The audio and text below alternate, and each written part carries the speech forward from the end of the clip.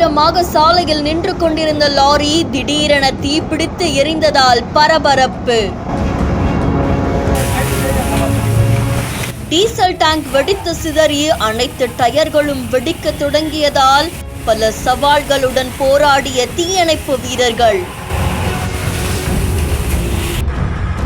கொழுந்துவிட்டு எரிந்த லாரியின் அருகாமையில் இருந்த மது விற்பனை கூடமும் நவீன அரிசி ஆலையும்.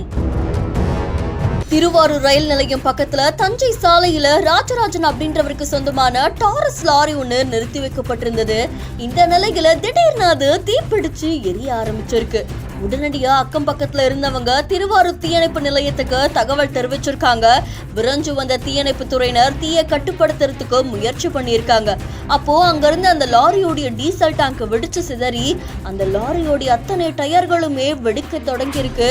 இதனால தீயணைப்பு வீரர்களுமே போராடி அந்த தீயை கட்டுக்குள்ள கொண்டு வந்திருக்காங்க. ஆனா பல லட்சம் ரூபாய் மதிப்பிலான லாரியோடைய பல பகுதிகள் எரிந்து சேதமானது அதிர்ச்சியை ஏற்படுத்தி இருக்கு. இதை தொடர்ந்து இந்த லாரி எரிந்த பகுதியில தனியாருக்கு சொந்தமான மது விற்பனை கூடமும் எரிவாயு மூலமா இயங்கக்கூடிய அரசு நவீன அரிசி ஆலையும் செயல்பட்டதால அந்த பகுதியில பரபரப்பான சூழ்நிலை நிலவி இருக்கு. இந்த தீ விபத்து தொடர்பா நகர போலீசார் வழக்கு பதிவு செஞ்சு இப்ப விசாரணை மேற்கொண்டு வராங்க அப்படின்னு தெரிவிக்கப்பட்டிருக்கு. சாலையில் நின்று கொண்டிருந்த கனரக வாகனம் இப்படி திடீர்னு தீப்பிடிச்சு எரிஞ்சதால அந்த பகுதியில் பெரும் பரபரப்பையும் அதிர்ச்சியையும் ஏற்படுத்தியிருக்கு.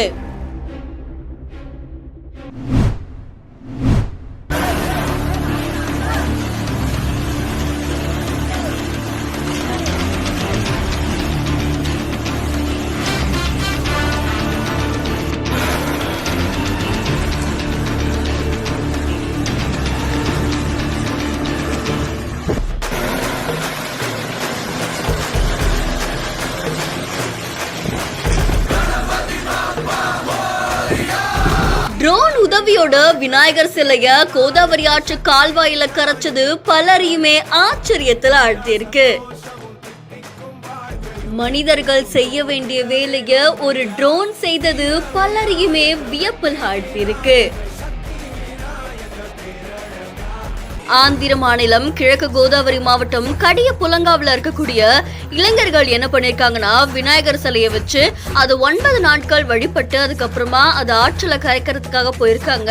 அப்ப கோதாவரி ஆற்று கால்வாயில தண்ணீர் அதிகமா இருக்கிறதால அதுல இறங்கி குளிக்கிறதுக்கு தடை விதிக்கப்பட்டிருக்கு. மக்களுடைய பாதுகாப்பை கருத்துல கொண்டு இந்த தடையை விதிச்சிருக்காங்க.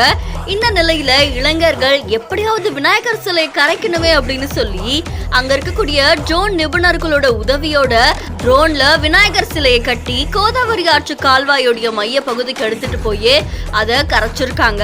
இதை பார்த்து அங்க இருந்த குழந்தைகள்ல இருந்து பெரியவங்க வரைக்கும் அவ்வளவு சந்தோஷத்தோட மகிழ்ச்சியை தெரிவிச்சிருக்காங்க. இந்த காட்சிகள் சமூக வலைத்தளங்கள்ல வைரலா பரவிட்டு இருக்கு.